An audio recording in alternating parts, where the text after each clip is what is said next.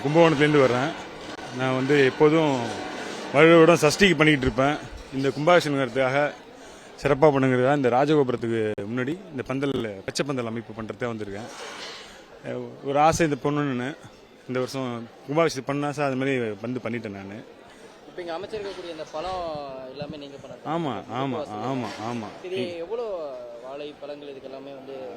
இதுக்கு வந்து பார்த்தீங்கன்னா இளநீர் வந்து பார்த்தீங்கன்னா ஒரு 50 குலை, நுங்கு ஒரு 60 குலை, அப்புறம் சாத்துக்குடி ஒரு 10 மூட்டை, அப்புறம் இதெல்லாம் இந்த ஈஞ்சிலாம் பார்த்தீங்கன்னா கேரளாலேருந்து வருது. ஈஞ்சிலாம் கேரளாலேருந்து வந்துச்சு. அப்புறம் பார்த்தீங்கன்னா நுங்கு, மாங்காய், பிலாப்பழம், ஆட்கள் நாங்கள் ஒரு கிட்டத்தட்ட ஒரு 40 பேர் நாங்கள் வந்திருக்கோம். 2 நாள் நடந்துகிட்ருக்கு இந்த பணி. இன்னும் மாலையெல்லாம் வேலை ஆகிட்டுருக்கு. இந்த மாலையும் இதில் வந்து ஜோடனை பண்ணுவோம். இதுக்காக இப்போ எவ்வளோ செலவு ஆகிருக்கு உங்களுக்கு? ஒரு 4 லட்சம் ஆகும். ஆமாம். சரி, இப்போ நாளைக்கு இந்த குடமுழுக்கு முடிஞ்சதுக்கப்புறம் இந்த பழத்தை எல்லாமே வந்து என்ன பண்ணுவாங்க? இல்லை, இது இப்படியே தான் இருக்கும். நாங்களாம் ஒன்றும் எடுத்துகிட்டு போக மாட்டோம். இது இங்கே தான் இருக்கும். இப்போ கோவில் சார்பிலேருந்து என்ன பண்ணுவாங்கன்னு சொல்லுங்கள். கோவில் சார்ந்து இது அப்படியே இருக்கும். ஒன்றும் எடுக்க மாட்டாங்க. தட்டி ஒரு 1 வீக் கழிச்சு தான் ரிமூவ் பண்ணுவாங்க. இப்போ எடுக்க மாட்டாங்க. தட்டி எடுக்க மாட்டாங்க. Okay, thanks.